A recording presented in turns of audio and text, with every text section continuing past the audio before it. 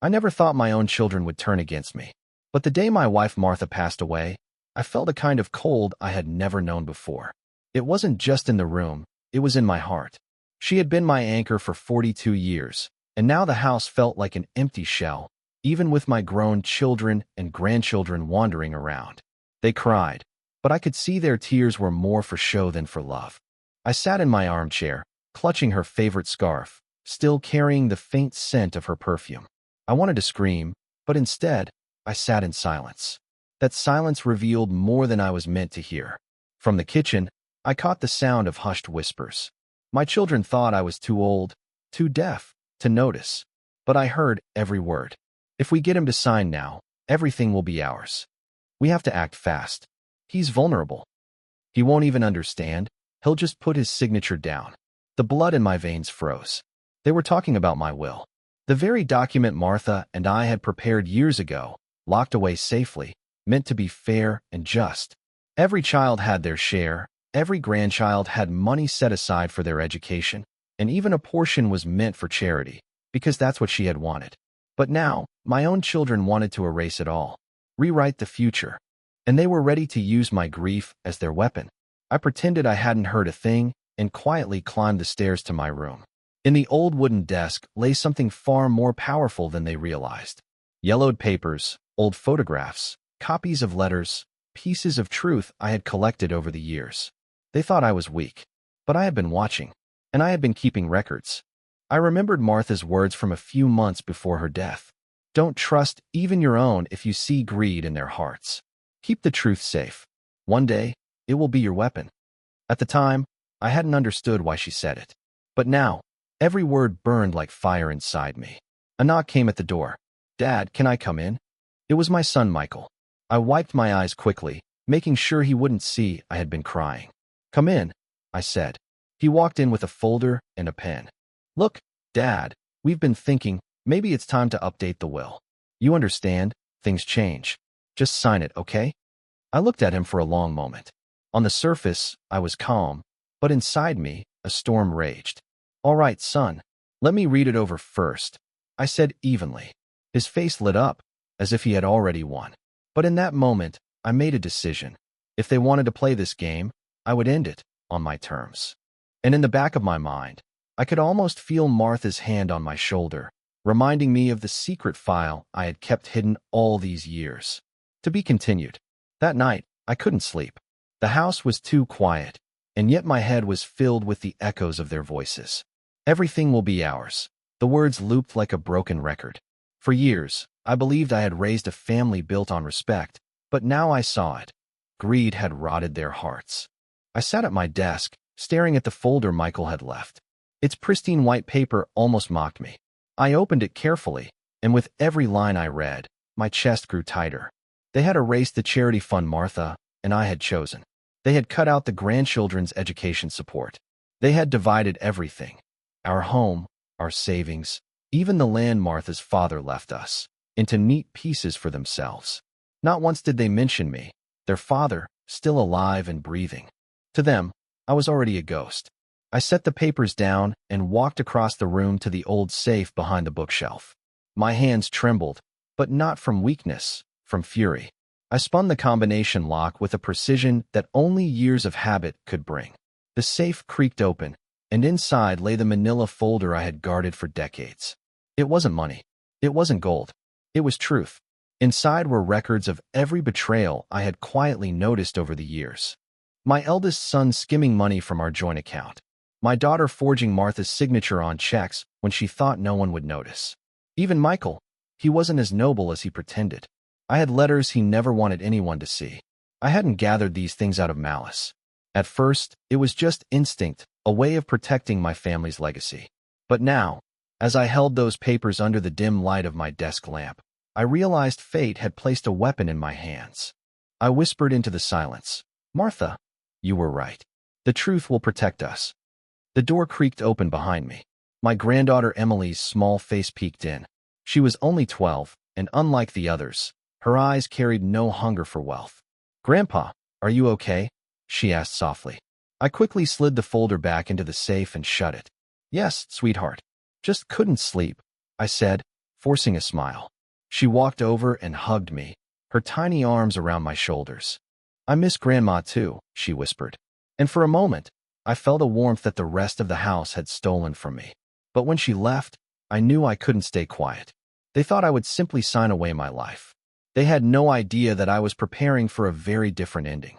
The next morning, Michael returned, this time with my daughter Anna at his side. Both wore the same polite smiles, but I saw the calculation in their eyes. "So, Dad," Anna said sweetly, "did you look at the papers? It'll be easier for everyone if you just sign now." I leaned back in my chair, studying them. My hands rested calmly on the table, but my mind was sharp as a blade. "I did look," I replied slowly. "But before I sign anything, I need to make a change of my own." Their smiles faltered. "What kind of change?" Michael asked. I locked eyes with him, letting the silence stretch until he shifted uncomfortably. Then I said, "You'll find out soon enough." And at that moment, for the first time, I saw fear flicker across his face. The days that followed were filled with a strange tension. My children smiled at me at breakfast, kissed my cheek, and asked if I was doing all right. But their eyes betrayed them. They weren't waiting for me to heal. They were waiting for me to give up. One evening, I overheard Michael again, this time speaking on the phone in the hallway. "Yes, don't worry. Once Dad signs, the house will be listed within a week. Yeah, the land too. No, he doesn't suspect a thing. He's too broken to resist." I froze in the shadows, my fists tightening. So it wasn't just about the money. They wanted to strip away everything Martha and I had built. The house we had raised our children in, the land where she planted her roses every spring to them. It was just property, something to sell off like a used car. That night, I opened my hidden folder again. My heart pounded as I sifted through the files. Bank statements, signed documents, secret letters. They thought I was blind, but I had seen it all. I had spent decades pretending not to notice their selfishness, hoping they'd grow out of it. But they hadn't. They had grown bolder. I knew what I had to do. The next morning, I made an appointment with my old lawyer, Mr. Harris. He was nearly as old as I was, a man who had been with me through thick and thin. I told my children I was going for a walk to clear my head. They didn't ask questions. They probably thought it was just the ramblings of a grieving old man. When I entered Harris's office, the smell of leather-bound books and old paper calmed me. He looked up from his desk, surprised. "Good Lord, John," he said, standing to shake my hand. "I didn't expect to see you so soon after Martha's passing. How are you holding up?" I sat down heavily, placing the manila folder on his desk. "I've come because my children think I'm weak," I said, my voice steady. "They want me to sign away everything Martha and I worked for. But I have proof. Proof of what they've done over the years. I need your help to make sure they can't touch a single dime." His eyebrows rose as he opened the folder and began leafing through the contents. I watched his expression shift from curiosity to astonishment. "John," he whispered, this is enough to ruin them. Legally, financially, possibly even criminally. Where did you get all this?" I leaned back, my hands folded in my lap. "I've been keeping records. For years. I never thought I'd use them until now." Harris nodded slowly, closing the folder. "We'll draft a new will immediately. One they'll never see coming." A weight lifted from my shoulders, but at the same time, I felt the storm brewing. For the first time in weeks, I walked out of that office with my head high. I knew I wasn't just fighting for myself. I was fighting for Martha, for the legacy she wanted to protect. But when I returned home that evening, I noticed something chilling. My desk drawer had been left open. The papers Michael had given me were gone, and in their place was a single note, scrawled in hurried handwriting. "Sign, or you'll regret it." I held the note in my hand, my pulse pounding. They weren't just greedy anymore. They were desperate, and desperation makes people dangerous. The note trembled in my hand, though not because I was afraid, because it confirmed what I already knew. My children were no longer just trying to manipulate me. They were threatening me. I folded the paper carefully, tucked it into my pocket, and sat down in my chair. My hands rested on the armrests, calm, but inside me something shifted. This was no longer about inheritance. It was about survival. At dinner that evening, the atmosphere was suffocating. My children sat around the table, laughing too loudly, pretending nothing was wrong. But every time Michael glanced at me, his eyes hardened. Anna avoided my gaze entirely. My youngest, David, fiddled with his phone, barely touching his food. I lifted my glass of water and said evenly, I read your papers. The table fell silent. Forks stopped halfway to mouths. Michael forced a smile. And, you see now why it makes sense to update everything? I let the silence stretch, savoring the tension. Finally, I said, it makes sense to you, but it doesn't to me, and I won't be signing anything. The color drained from Anna's face. Michael's jaw clenched. David muttered something under his breath, too low to catch. For a long moment, no one spoke. Then Michael leaned forward, his voice dropping to a whisper. Dad, don't make this harder than it needs to be. You're not thinking clearly. Mom's gone. You can't handle all this on your own. I stared at him, unblinking. You're right. Mom is gone, but I still know exactly what I'm doing. I stood, leaving my plate untouched, and walked away. Behind me, I heard the scrape of chairs, the hiss of whispered arguments. I didn't need to hear the words. I knew they were plotting their next move. Later that night, I sat alone in the living room, the glow of the lamp casting long shadows across the walls. Martha's photo rested on the mantel, her smile frozen in time. I spoke softly to her picture. They think they can scare me. They think I'm weak. But they forget, I've lived through wars they'll never understand. I've seen real fear, and I've kept every secret they ever tried to bury. As if on cue, my phone buzzed. A message from an unknown number lit the screen. Signed tomorrow. Last chance. I let out a low laugh. They were growing reckless. Their threats only proved how desperate they were becoming. And desperate people always made mistakes. I picked up Martha's photo, brushing my thumb across the glass.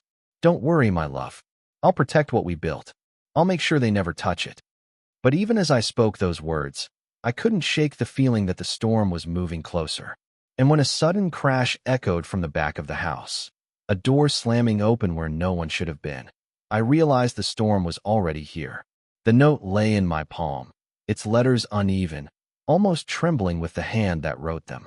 Sign, or you'll regret it. Short, crude, threatening. I read it again and again, and instead of fear, I felt an almost bitter amusement creeping up my throat. So that was it. My own children, who once clung to my arms when they were scared of storms, now tried to frighten me with a scrap of paper. But what unsettled me wasn't the words themselves. It was the fact that someone had been inside my room. My private space. My desk, my drawers. They had gone through my things like burglars. The violation left a hollow pit in my chest. It was no longer just greed. It was desperation. And desperation could turn dangerous very quickly. That evening, the family gathered for dinner. The table was set the way Martha used to do it. At least, I tried. I placed her favorite embroidered napkins, though no one commented. My children ate in silence at first, then began their usual chatter, but it all sounded forced. Michael laughed too loudly at David's jokes. Anna poured wine with hands that shook slightly. I decided not to wait. I lifted my glass of water and said, calm but firm, I read your papers. The laughter cut off like a string snapped. Michael's fork clattered against his plate. Anna's lips parted, but no sound came. David's eyes darted toward the others. Michael forced a smile, his voice dripping with false warmth. And, you see now why it makes sense to update everything, right? Things are different now. It's practical. I let the silence hang heavy, deliberately drawing it out. I could feel their eyes boring into me, waiting, hoping. Finally, I said, it makes sense to you, but not to me, and I won't be signing anything. Anna inhaled sharply, her hand tightening around her glass until I thought it might break. Michael's jaw ticked as he ground his teeth. David muttered under his breath, something about stubborn old men, though he didn't dare say it louder. I pushed back my chair slowly and stood. My plate was still half full. I've lived long enough to know when I'm being cornered, I said. My voice was quiet, but it carried weight. And let me tell you, cornering me has never ended well for anyone. I left the table without another word. Behind me, I heard the scrape of chairs and a hiss of whispered arguments. I didn't need to hear the words. I already knew they were sharpening their knives, planning their next move. Later that night, the house was silent.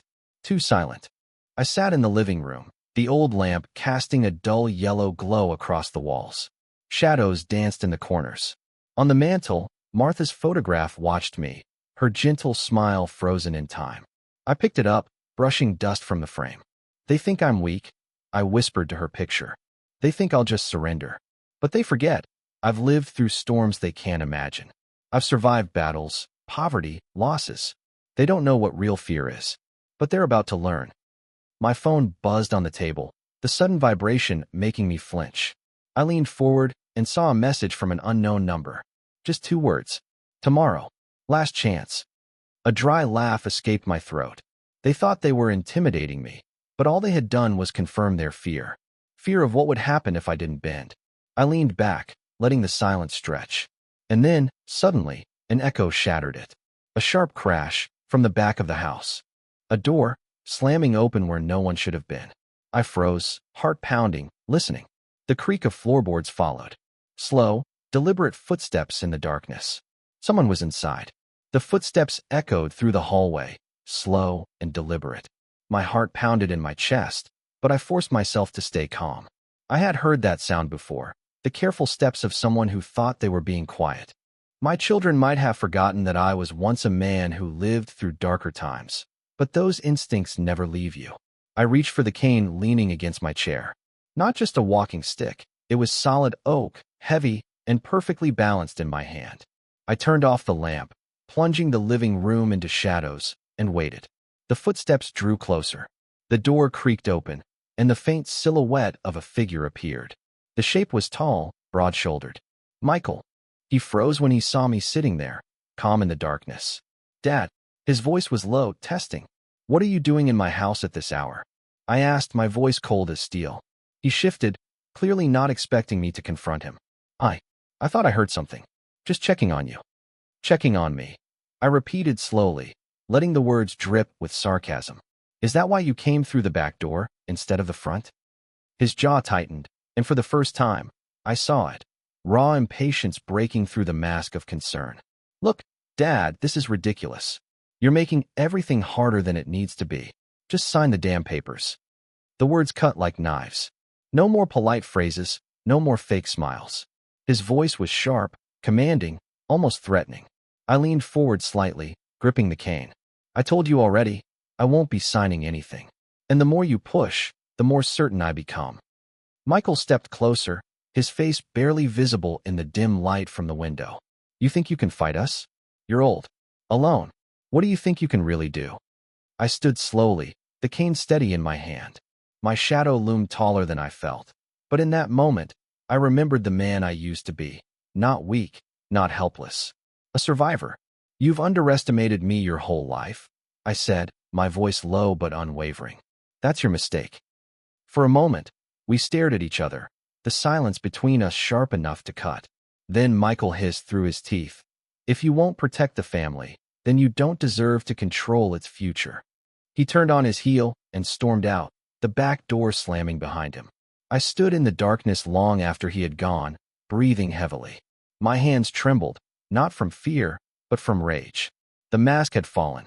Their patience was gone. And I knew, without a doubt, that they would stop at nothing to get what they wanted. The next morning, Anna came into my room with a tray of breakfast. Her smile was soft, her voice sweet. Dad, I made you tea. Thought you might need some rest after yesterday. I studied her carefully. Was this genuine care, or just another performance? She set the tray down and kissed my forehead, just as she had when she was a child. For a moment, I almost believed her. Almost. But then, as she left the room, I noticed the teacup. The spoon already inside it. A faint bitterness in the steam rising from the liquid.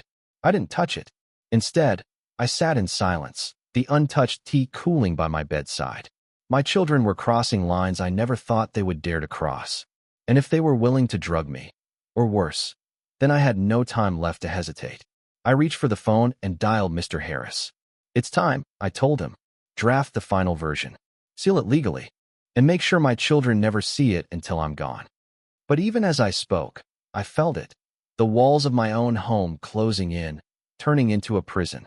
I wasn't just protecting my will anymore. I was protecting my life. The untouched cup of tea sat by my bedside for hours. I watched the steam fade, watched the surface grow still, until it was nothing more than cold water with a bitter scent. My children thought I wouldn't notice. They thought my age had dulled my instincts, but in truth, it sharpened them. When you've lived as long as I have, you learn to read danger in the smallest details. That night, I dreamed of Martha. She stood at the end of the hallway, Her face lit softly, her voice calm. "John," she whispered, "don't let them take what we built." I woke with tears in my eyes, clutching the sheets like a child. It wasn't just about the will anymore. It was about protecting her memory, our sacrifices, and the dignity we had both earned through a lifetime of struggle. I rose before dawn and walked to my study. The house was silent, save for the hum of the refrigerator. I sat at my desk and spread out the papers Mr. Harris had given me the day before. A new draft of the will, carefully worded, legally ironclad. My children would inherit nothing until they proved themselves. Every dollar locked behind clauses that required honesty, accountability, and work. And if they failed, it would all be diverted to the one person who had shown me kindness. Emily, my granddaughter. As I read the draft, I felt something shift inside me. For weeks, I had been mourning, broken by grief. But now, a fire had started to burn. A quiet, steady fire. Later that morning, Michael stormed into my study. He didn't bother knocking. His eyes darted to the documents on my desk, and his jaw tightened. "What's this?" he demanded. "Protection," I answered simply. "From what?" "From you." For a moment, he just stared at me, stunned. Then his face hardened. "You think this little game will stop us? You think a stack of papers will protect you?" I leaned back in my chair, meeting his glare without flinching. "It already has." He sneered and left without another word, but I could feel his fury radiating even after the door closed. That evening, I went for a walk with Emily. She held my hand as we strolled past the garden Martha had once loved so much. "Grandpa," she said quietly, "why are Mom and Uncle always so angry with you?" I looked down at her innocent face, her wide eyes searching mine for an answer. "Because sometimes," I said slowly, "people forget what matters most. They start chasing things that don't belong to them. But don't you worry, sweetheart. Grandpa has a way of reminding them." She smiled faintly, though I could see she didn't fully understand. Still, her presence was a light in the darkness, a reminder of why I couldn't give up. That night, I locked the final draft of my will into the safe and tucked the key into my pocket. I double-checked the locks on every door and window. But even then, as I lay in bed, I couldn't shake the feeling that the house was no longer my sanctuary. I drifted into uneasy sleep. Sometime past midnight, I woke to the sound of hushed voices outside my window. Michael's deep tone, Anna's sharp whisper. They were standing in the yard, arguing. I crept closer, careful not to make a sound. Through the glass, I saw them silhouetted against the moonlight. "He won't sign, Anna," Michael said angrily. "We've pushed him enough. We need another plan." Anna's voice shook with frustration. "Then we make sure he doesn't have a choice." My heart thundered in my chest as their words sank in. This wasn't about persuasion anymore. They were planning something far worse. And in that moment, I realized I had run out of time. The following morning, the air in the house was heavy, thick with something unspoken. Michael avoided my eyes, Anna busied herself in the kitchen, and David hardly looked up from his phone. Yet their silence told me more than their words ever could. They were planning, waiting for the right moment. I ate my breakfast slowly, every movement deliberate. They thought I was frail, that age had dulled my senses. But I saw it in their glances, the way Michael's eyes lingered on the key in my pocket, the way Anna's hands trembled just slightly when she poured the coffee. They wanted what I had locked away, and they were growing reckless. After the meal, I excused myself to the study. I could feel their eyes following me as I climbed the stairs. Once inside, I locked the door behind me and sat at the desk. The safe stood in the corner, silent, immovable, guarding the truth that would one day expose them. I opened it, just to reassure myself. The manila folder was still there, alongside the final draft Mr. Harris had prepared. The weight of those documents steadied me. As long as they remained untouched, I still had control. I spent the afternoon in thought, replaying every conversation, every sign of betrayal. Martha's voice echoed in my mind. "Keep the truth safe. One day it will be your weapon." I knew now that day had come. But that night, my children showed me just how far they were willing to go. I was sitting in the living room, reading under the lamp, when Anna entered with a gentle smile. "Dad, we're worried about you," she said softly, sitting beside me. "You've been stressed, not eating enough, not sleeping. Maybe it would help to take something, just to calm your nerves." She held out a small pill in her palm. White, harmless looking. "Doctor's orders," she added quickly. as if anticipating my suspicion. I studied the pill, then looked at her. Her smile was too wide, her eyes too bright. "Which doctor?" I asked. Her lips faltered, just for a moment, before she regained composure. "Dr. Miller. You remember him, don't you?" I leaned back, folding my arms. I haven't seen Dr. Miller in 3 years. And I don't believe he prescribes mystery pills to patients he hasn't met. The silence that followed was heavier than any shout. Anna's face flushed crimson. Without another word, she stood, muttered something under her breath, and left the room. My hands shook slightly as I set the pill on the table. The mask had slipped again. They weren't even trying to hide it anymore. Later that night, Emily came to say goodnight. She hugged me tightly, her small frame trembling. "Grandpa," she whispered, "why are they so angry with you? I hear them at night. They're scaring me." I hugged her back, swallowing the lump in my throat. "Don't be afraid, sweetheart. I promise you, I won't let anyone hurt us." When she left, I sat in the dark, staring at the shadows dancing across the walls. I knew I couldn't wait any longer. Tomorrow, I would go to Harris and sign the final draft, sealing it beyond their reach. But just as that thought gave me strength, I heard a loud bang from upstairs. A door slamming, followed by hurried footsteps and the sound of drawers being yanked open. I rushed up the staircase, my cane in hand. The hallway lights flickered as I moved toward the noise. When I reached my room, the door was wide open, and standing by my desk, rifling through the drawers with frantic hands, was David. His head jerked up, eyes wide, caught in the act. "David!" My voice cut through the silence of the hallway like a blade. He froze, one hand still shoved into the drawer of my desk, the other clutching something I couldn't quite see. His eyes, those same eyes that once looked up at me for bedtime stories, were now wide, guilty, desperate. "Dad, he stammered, taking a step back. "It's not what it looks like." I stepped into the room, closing the door behind me with deliberate calm. "Really?" I said evenly. "Because from here, it looks exactly like what it is. Theft." His face twisted, torn between shame and anger. I wanted to help. "You're old. You don't know what you're doing anymore." Michael said. "Michael," I interrupted sharply. "So he sent you to do his dirty work, did he? He always was the clever one. Too clever for his own good." David's jaw clenched, and I saw the truth flash in his eyes. He wasn't here by accident. He had been sent, coached, pushed into betraying his own father. "Do you know what you're looking for, son?" I asked, stepping closer. "Do you even understand what's in that safe? Or are you just blindly following orders?" "I know enough," he snapped, his voice cracking. "You're hiding money. Papers. Things that belong to the family. To us." "Belong," I repeated, my voice rising. "Belong? Everything in that safe was built with my blood, my sweat, your mother's sacrifices. Nothing in there was handed to you. Nothing. And yet you barge into my room like a thief in the night." His face flushed red, his breathing shallow. "You don't get it, Dad. We're drowning. Michael's business is falling apart, Anna's in debt. We need that money. And you just sit here, clinging to it like some selfish old man." For a moment, the words cut deeper than I expected. My son, my youngest, calling me selfish. But then I remembered Martha's voice, soft yet firm. "Don't let them twist the truth, John." I straightened, my cane steady in my hand. "Selfish?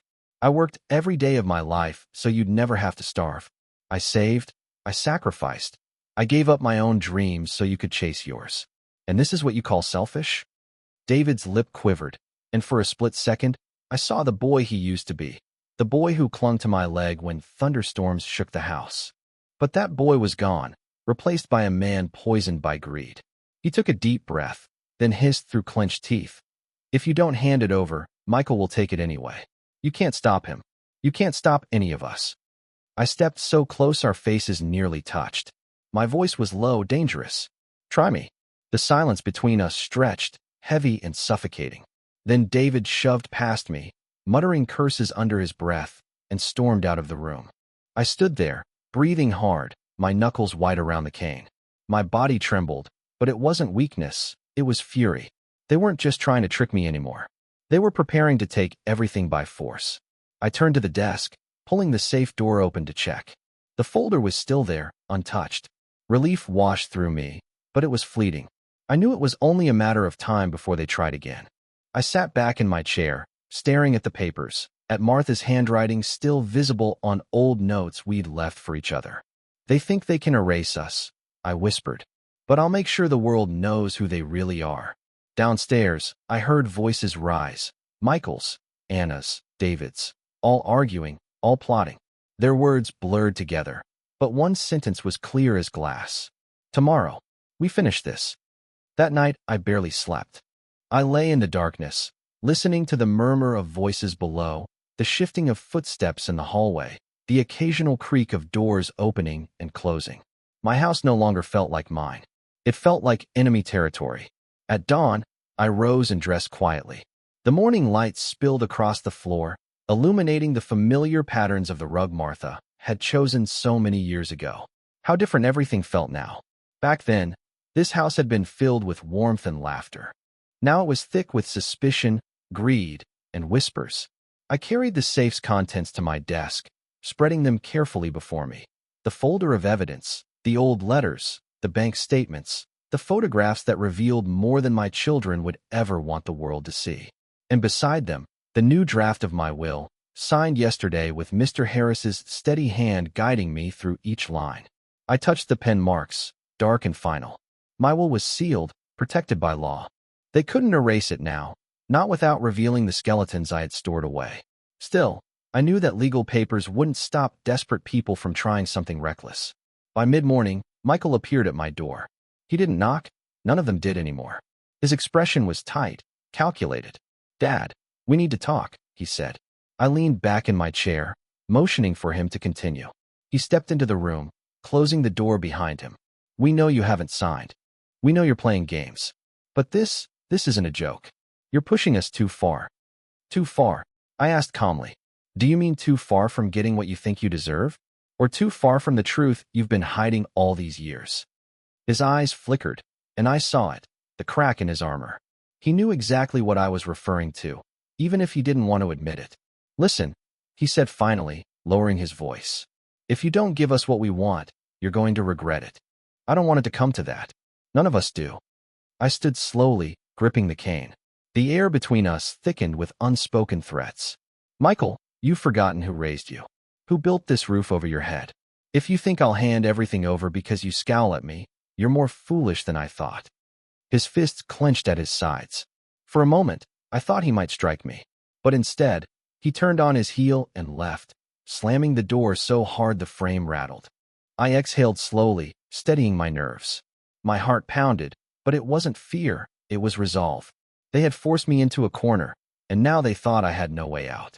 But what they didn't know was that I had already set my trap. I picked up the phone and dialed Mr. Harris once more. "It's done," I said. "The will is signed. But I need one more thing. Make copies, plenty of them. Send them where they can't be hidden or destroyed. And if anything happens to me, I want the world to know exactly what my children tried to do." His voice on the other end was calm, reassuring. "Consider it done, John. By tomorrow, your wishes will be beyond anyone's reach." When I hung up, I felt a strange peace settle over me. For the first time in weeks, I wasn't afraid. The truth was no longer trapped in my safe. It was on its way to safety, beyond their greedy hands. But downstairs, their voices grew louder. Angry, desperate. I caught a few words through the vent. "If you won't give it to us, then we'll take it tonight." I tightened my grip on the cane. The storm I had been waiting for was finally here. And this time, I would not meet it as a grieving old man. I would meet it as the guardian of everything Martha and I had built. The house felt heavier than ever that evening. The walls seemed to lean in, pressing down on me, carrying the weight of every whispered plan my children had spun within them. I moved slowly from room to room, making sure the windows were locked, the doors secured. My cane tapped softly against the wooden floor, the sound echoing like a warning bell. In the living room, I paused at Martha's photograph. Her eyes, frozen in that eternal smile, seemed to watch me. "They're coming tonight," I murmured, "but I'll be ready." Downstairs, voices rose in the kitchen. Angry, sharp. Michael's deep growl, Anna's shrill edge, David's nervous protests. I couldn't hear every word, but the pieces I caught chilled me. "He'll never sign. Then we force him. Tonight, no more waiting." I moved back into my study, closing the door gently. My heart pounded, but my mind was clear. I retrieved the manila folder, slid it into a plain envelope, and tucked it inside my coat. The will was already safe with Harris, but the evidence, this was my insurance. If they tried to break me tonight, I would not go down quietly. As the clock ticked past midnight, the house grew still. Too still. I sat in the armchair, lamp dim, waiting. The silence stretched until I thought perhaps they had lost their nerve. But then, the faintest creak on the staircase. I gripped my cane tighter. The sound of steps, slow and deliberate, drew nearer. The door handle twisted. The door opened. Michael entered first, his face hard as stone. Behind him came Anna, her lips pressed thin, and David, pale and trembling but determined to follow. They spread out like predators circling prey. "Dad," Michael said, his voice low but firm. "This ends tonight." I leaned back in the chair, steadying my breathing. "Does it? You're too stubborn," Anna spat. "You don't understand. We need this. You can't take it with you to the grave. Why are you fighting us?" I studied her, my daughter, once a girl who held my hand at church, now standing over me with venom in her eyes. "Because it's not yours to take," I answered calmly. Michael stepped closer, towering above me. "Where are the papers?" "The safe's been changed." "Did you move them? Tell us, or what?" I cut him off sharply. My voice, though not loud, carried an authority that made him hesitate. "You'll hurt me? Threaten your own father? Is that what you've become?" For a moment, silence. Then David blurted out, his voice cracking. "Just give it to us. Please, Dad, we don't have a choice." I rose slowly to my feet, using the cane for balance. Though my body was frail, my presence filled the room. "No, David," I said softly. "You always have a choice. And tonight, you've made yours." Anna's face twisted. "Enough of this, Michael." But before she could finish, a loud knock thundered against the front door. All three of them froze, their eyes darting to one another. The knock came again, stronger this time. I allowed myself a small, knowing smile. "That would be Mr. Harris," I said evenly. "I invited him to stop by tonight." Michael's face drained of color. Anna gasped. David stepped back, shaking his head. The knock came a third time, followed by a steady voice through the door. "Mr. Carter? It's Harris. I brought the witnesses you requested." The blood in my children's faces seemed to vanish. They looked at me as though I had betrayed them, when in truth, they had betrayed me long before. I straightened, resting both hands on the cane. "It ends tonight, yes?" I said. "But not the way you think." The silence after that knock was unbearable. My children stood frozen, their eyes wide, their bodies rigid like cornered animals. For the first time, I saw not arrogance in them, but fear, raw, unfiltered fear. Another knock echoed. "Mr. Carter? Are you all right?" Harris's calm voice carried through the wood. I turned my gaze back to Michael, Anna, and David. "You wanted this to end tonight," I said evenly. "Then let's end it, together." I walked slowly to the front door, my cane steady on the floorboards. Every step felt like a drumbeat of finality. My children followed me into the hallway, their movements stiff, unsure. I opened the door, and there stood Harris, his silver hair glinting under the porch light. Beside him were two witnesses, neighbors, longtime friends who knew my family better than my children realized. Harris's eyes swept past me to the figures lingering in the shadows of the hall. He needed no explanation. "Good evening," he said firmly. "I have the finalized documents with me, and I thought it best to bring others along, to ensure everything is done transparently." Michael's face twitched. "This isn't necessary." "Oh, but it is," Harris interrupted, his tone sharp. "Because your father asked for it, and his wishes are the only ones that matter here." We moved into the living room. Harris laid out the papers on the coffee table, the witnesses taking seats nearby. My children lingered at the edges of the room, shifting nervously, like predators forced into the light. Harris cleared his throat. "Mr. Carter, as per your instructions, your will is now finalized and sealed.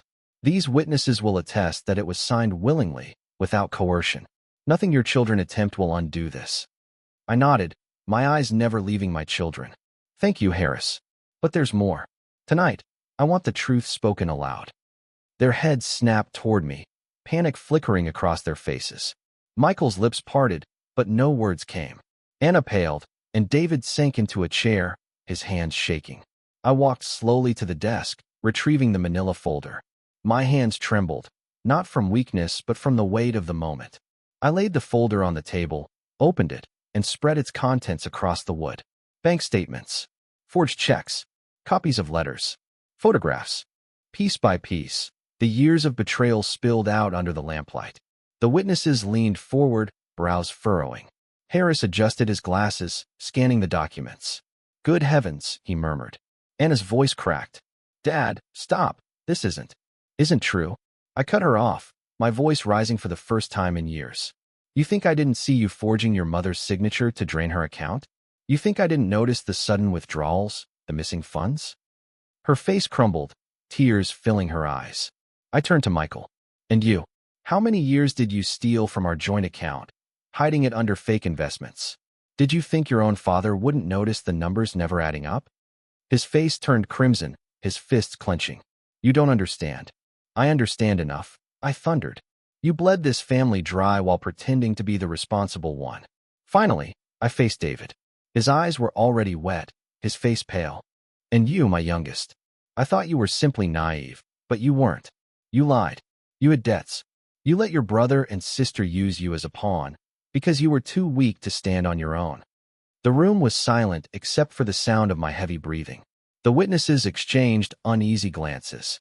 Harris stacked the documents into neat piles, his expression grave. "Mr. Carter," he said quietly, this changes everything." "Yes," I said, my voice steady now. "It does." I looked at my children, broken and cornered. "Tonight, you tried to take everything from me. But now, the world will see exactly who you are." Michael suddenly lurched forward, his voice a hiss. "You can't do this, Dad. If you destroy us, you destroy yourself too." I gripped my cane, leaning into it, my voice cutting like a blade. "Then so be it." And as Harris gathered the papers, ready to secure them, I saw Michael's hand twitch toward the stack, ready to grab it, to fight for it, even with witnesses watching. Michael's hand twitched toward the documents, and for a moment, the air in the room felt like it might crack open. Harris noticed immediately and snapped his folder shut, pulling the papers back toward him. "Careful, young man," he said sharply. "These aren't yours to touch." Michael's face twisted, his jaw tight with rage. "Those papers don't mean anything." He's confused. He doesn't know what he's signing. I slammed the tip of my cane against the floor. The sound thundered through the living room, silencing everyone. "Confused," I said, my voice like stone. "I have never been clearer in my life. For decades I trusted you, believed in you. And all that time, you thought of me as nothing more than an obstacle standing in your way." Anna began to cry, her hands trembling as she reached toward me. "Dad, please, you're making this worse than it is. We just needed help. We didn't know how to ask." "Help?" I barked, my eyes burning. "You call forgery help? You call drugging me help? You call breaking into my room at night help?" Her sobs filled the air, but I didn't let them sway me. I had spent too many nights questioning myself, too many mornings wondering if grief had clouded my mind. No more. Tonight the truth was undeniable. David sat slumped in his chair, his hands over his face. "We didn't mean for it to go this far," he muttered. "It was supposed to be simple. Just a signature. That's all. Simple," I said, stepping closer, my cane steady on the floor. "What you tried to do wasn't simple, it was betrayal. And betrayal always has consequences." Michael lunged forward then, his hand reaching for the folder Harris guarded. But before he could touch it, Harris stood, surprisingly fast for his age, and held the folder high. "These are protected now," he declared. "Copies have already been made. If anything happens to this man, if anything happens to me, every page will go to the authorities. Do you understand?" The color drained from Michael's face. He froze, breathing heavily, the fight suddenly draining from him. Anna sank to the couch, her shoulders shaking. David lowered his hands, staring blankly at the floor. I straightened, leaning on the cane, my chest heaving with the weight of it all. "You thought you could erase me," I said quietly, but firmly enough for every ear to catch.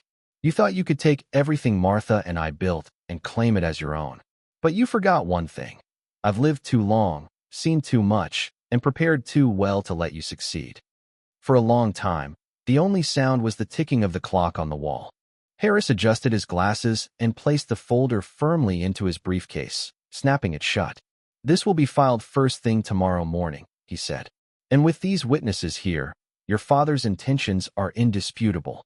The witnesses nodded silently, their expressions a mix of shock and disapproval aimed squarely at my children. Michael finally broke the silence, his voice hoarse. "If you do this, Dad, you'll never see us again." I met his gaze, my heart breaking even as my resolve held firm. "Then that's your choice. But at least I'll know the truth, that it wasn't me who abandoned this family. It was you." Anna let out a strangled sob, and David buried his face in his hands again. Michael stood frozen, caught between fury and despair. And in that moment, I realized, though the battle wasn't over, the war was already won. The truth had been spoken, witnessed, sealed. They could no longer erase me. But as I leaned back against my chair, exhausted, I caught the look in Michael's eyes. Cold, calculating. This wasn't over for him. And that terrified me more than anything. That night, after Harris and the witnesses left, the house fell into a suffocating silence. The ticking clock echoed in the empty living room, each beat hammering against my chest. My children didn't speak to me. They sat scattered, Anna wiping her face with trembling hands, David staring into nothing, and Michael, stiff and silent, his jaw locked tight. I rose slowly, leaning on my cane. "It's over," I said simply. "You can hate me if you want, but you can't change the truth anymore. The will is sealed. The evidence is safe. I've already won." Anna sobbed quietly. David muttered something under his breath. But Michael only stared at me, his eyes cold, sharp, calculating. I knew that look. I had seen it in men who refused to accept defeat, even when defeat was carved in stone. I went to bed uneasy. The house was quiet, but too quiet. Sleep came fitfully, broken by shadows and whispers in my dreams. Sometime after midnight, I heard movement, soft, deliberate. Not the creak of the old pipes, not the wind. Real footsteps. I rose silently, gripping my cane, and stepped into the hallway. A faint glow came from downstairs. I moved slowly, careful not to make the floorboards groan. From the landing, I saw them, my 3 children, huddled in the kitchen. The harsh light revealed their faces, twisted with fear and desperation. "We can't let him destroy us," Michael whispered harshly. "He already has," Anna sobbed. "No," Michael snapped. "Not yet. There has to be a way. If we take the folder, if we burn it." "Michael, stop," David hissed. "He said there were copies. Then we find them. We make sure nothing survives." My grip tightened on the railing. Their voices were daggers in the quiet night. Anna's hands trembled as she poured herself a glass of water. "I don't want to go to jail," she whispered. "I didn't mean for it to go this far." Michael slammed his fist on the table, making her flinch. "Then grow a spine. We're in this together. Either we fix it, or we all go down."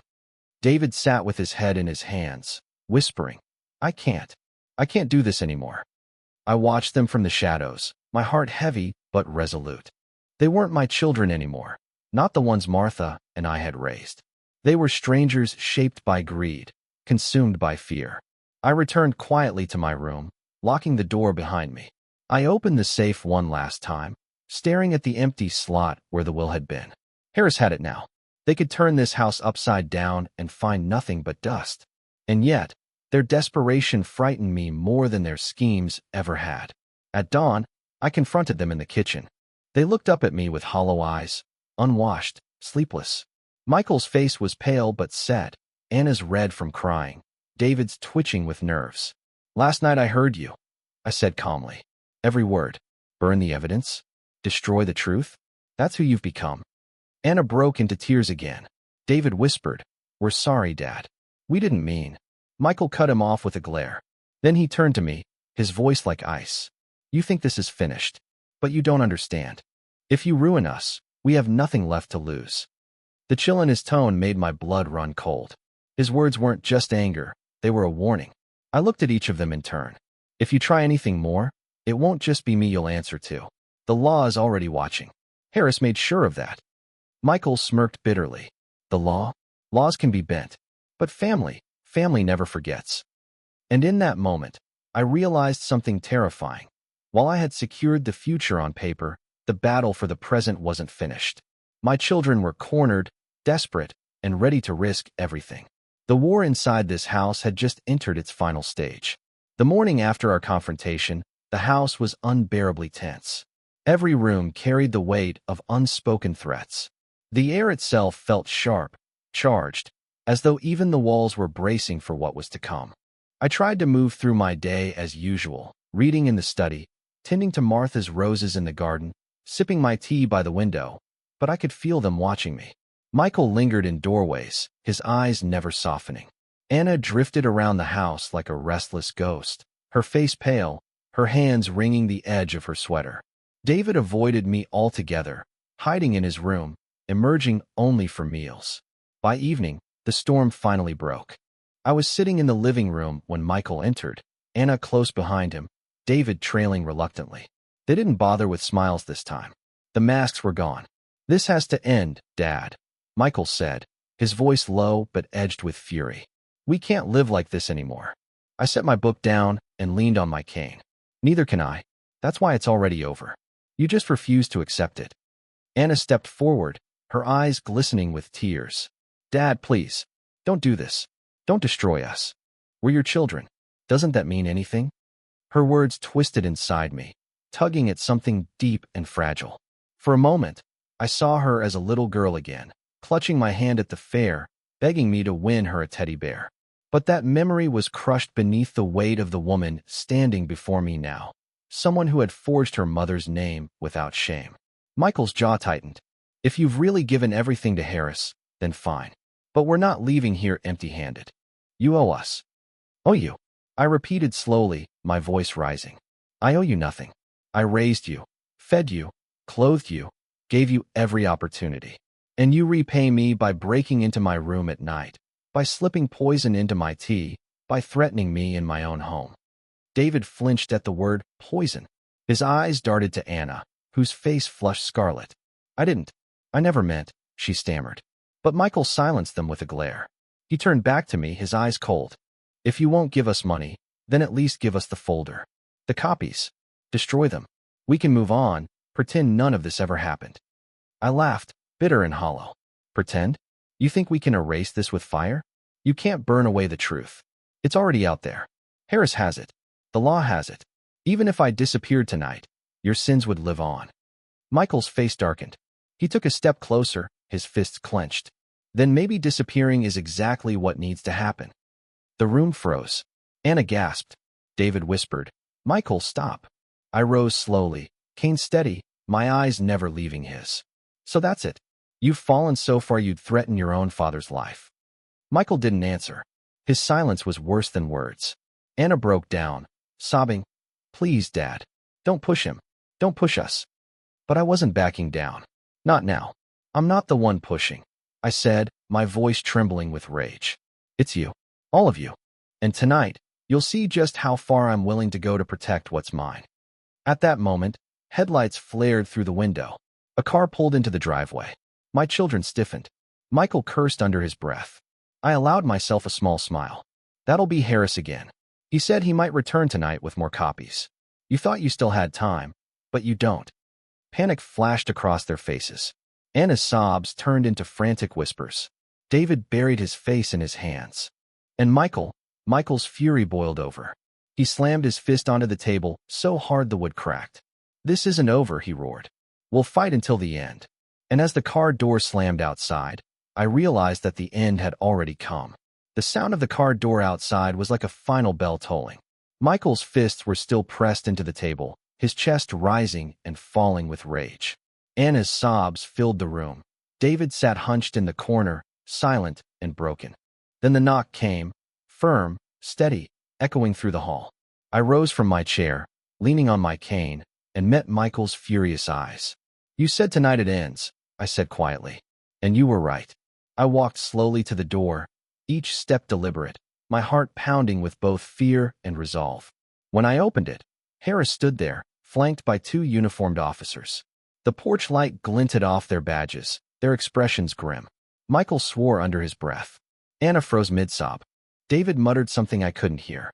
"Mr. Carter," Harris said gently, "I've taken the liberty of ensuring your safety. The threats you described, combined with the evidence, were more than enough." He turned to my children, his voice cold as iron. "The law doesn't turn a blind eye to forgery, theft, or attempted coercion. The officers stepped inside, their presence filling the room with an authority even Michael couldn't challenge. One of them unfolded a paper. Michael Carter, Anna Carter, you're both under investigation for financial fraud and forgery. We'll need you to come with us for questioning.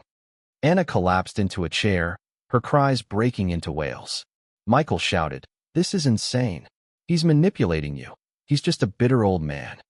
But his words rang hollow, bouncing off the walls like the last gasps of a dying flame. David raised his hands weakly. I didn't do anything." His voice was shaking, desperate. The officer looked at him coolly. "You'll have your chance to explain. But know this, silence makes you complicit." Michael struggled. Anna pleaded. David trembled. And I simply stood by the fireplace, cane in hand, watching. It wasn't triumph I felt. Not joy, not even satisfaction. Only a deep, aching sadness. These were my children. I had held them as babies, carried them on my shoulders, worked myself to the bone to give them a better life. And yet, here we were, strangers in the same bloodline, undone by greed. As the officers led them out, Anna turned to me, her face streaked with tears. "Dad, please, don't let them take us." I closed my eyes, my heart shattering inside my chest. "I didn't take you, Anna," I whispered. "You lost yourselves." The door closed. The sound of the car engine starting faded into the night. And then, silence. For the first time in weeks, the house was quiet. Not tense, not suffocating. Just quiet. I returned to my chair and sat heavily, staring at Martha's photograph on the mantel. Her smile seemed softer tonight, almost approving. "I did it, my love," I whispered. "I kept our legacy safe. I made sure they couldn't erase us." Emily padded softly into the room, rubbing her eyes. She had woken from the commotion. "Grandpa, what happened?" I pulled her close, hugging her small frame against me. "Nothing you need to worry about, sweetheart. Just remember this, truth always outlives lies. Always." She rested her head against my shoulder, and together we sat in the dim light, the night finally calm. The war was over. The price was heavy, but Martha's words had carried me through. Keep the truth safe. One day it will be your weapon. And tonight, that weapon had saved everything.